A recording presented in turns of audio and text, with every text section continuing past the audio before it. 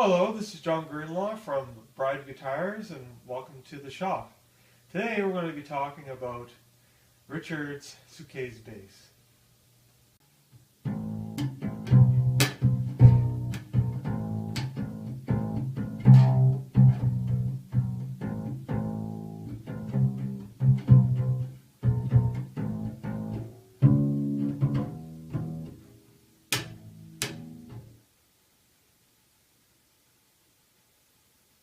Now, in the first video, I showed how I took the piano apart and talked about how Richard came to me to ask if I could build him this thing.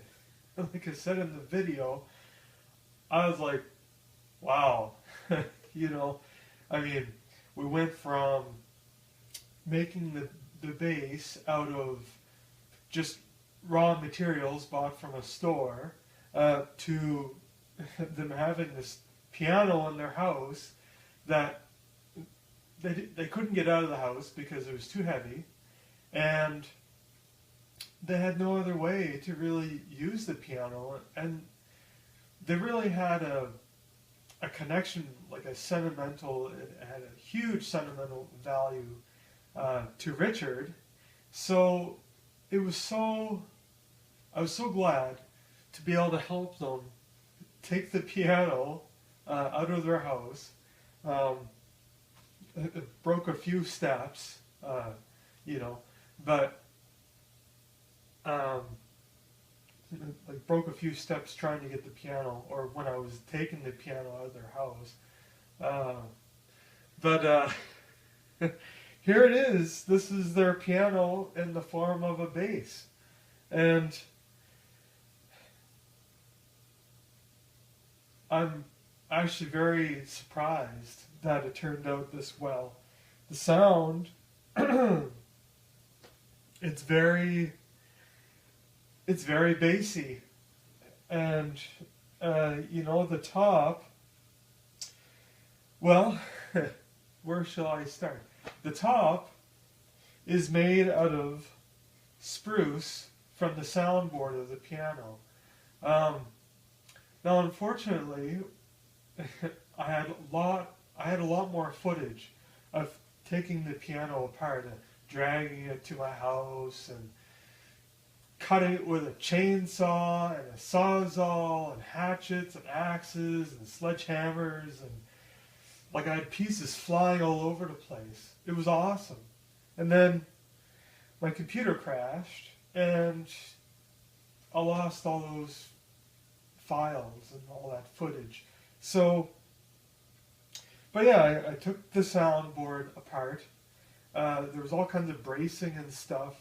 So you can actually see on the left-hand side of the top, is these little light marks.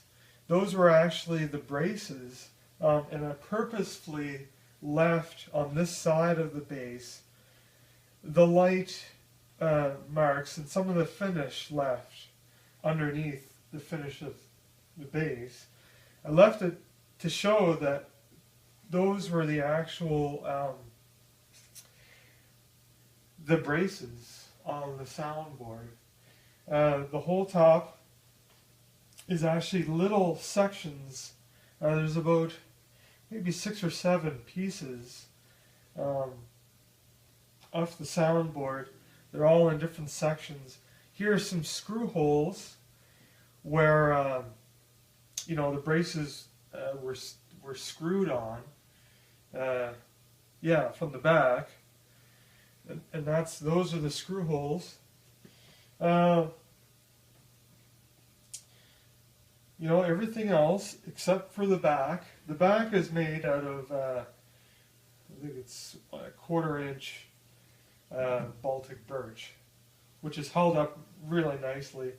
The sides, so this side right here is actually the pegboard of the soundboard, where all the pegs went in. That's what all those little holes are. These big holes are where the harp was bolted in to the back. This neck is detachable. It's just held on with this huge, I mean the lag bolt, or the bolt I used was, you know, like a 7/8 bolt, or 5/8 bolt. And I made this handle, this knob, from one of the legs. The legs were turned on the piano. And so I cut it in pieces, and I made this handle, and it fits really nice. I put a little cap on the top, and then I just sprayed it. The neck is made out of, I think it's the sides. Yeah, it was actually the sides. The sides were really thick on the piano, like 1.5 inches. Yeah, 1.5 inches. Yeah, 1.5 inches solid maple. So it was really easy to get this material for the neck. Oh man, what is this part called? The scroll. Yes, the scroll is actually made out of the legs as well. Now this piano had been refinished, I found out, several times, because I wanted to keep the natural carving of the scroll. So I stripped the lacquer off, and it was like 7 or 8 layers of different paints. Like it was painted, at one time this piano was painted like a dark blue, and then brown, and then black. You know, but the original finish, now this color is the original stain. So the piano was originally a walnut stain. So yeah, we got the fretboard is made out of walnut. So that's the only other piece that's actually not made from the piano. The tuners I got off of eBay for $23, and they actually work very nicely. They work very well.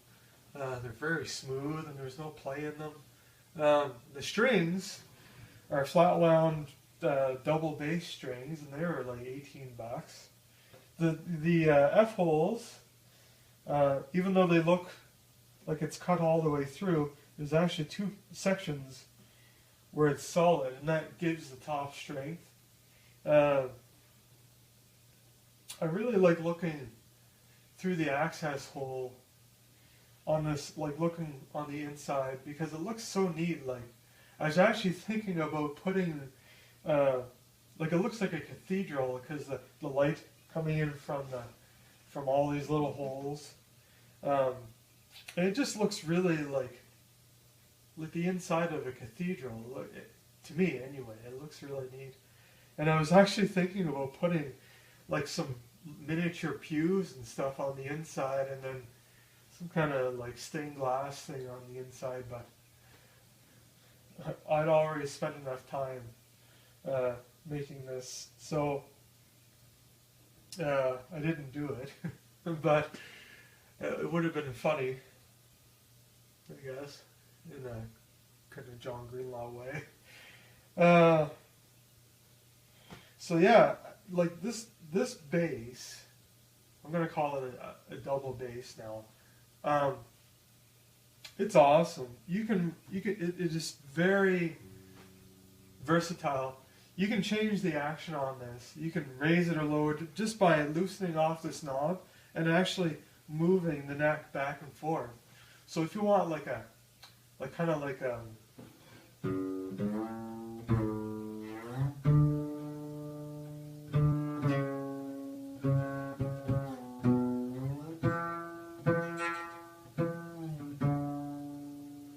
So if you want like a little bit of a buzz in there, like you can have it, you know. Or if you just want like just clear, you know.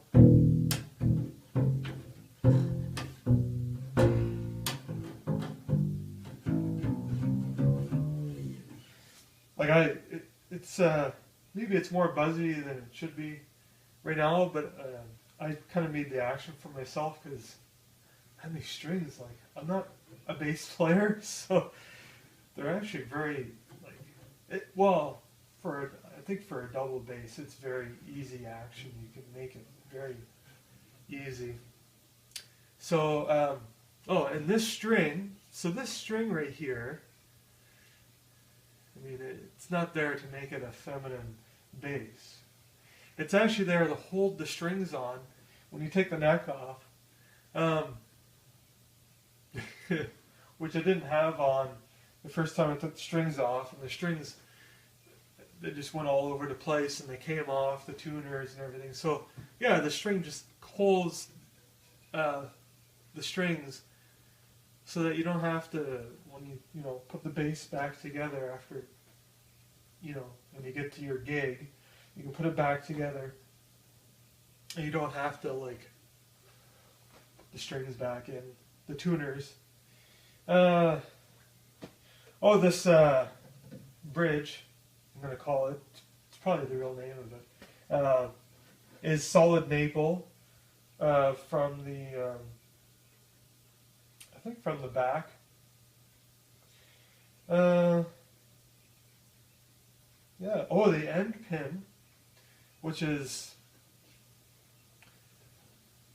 the thing down there, like the leg that holds it up. The end pin is actually one of the connecting, I'm going to call it a connecting rod, that came from the sustain pedal, and it connected the sustain pedal to the hammer assembly, I'm going to call it, of the piano.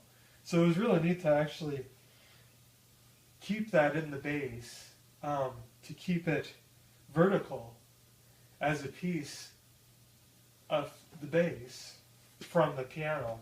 And it works very well. It's very stable. If you move the bass, you can feel a little bit of a wiggle when it's really, like when you have this really tall. But, without further to say, let's give this bass a play.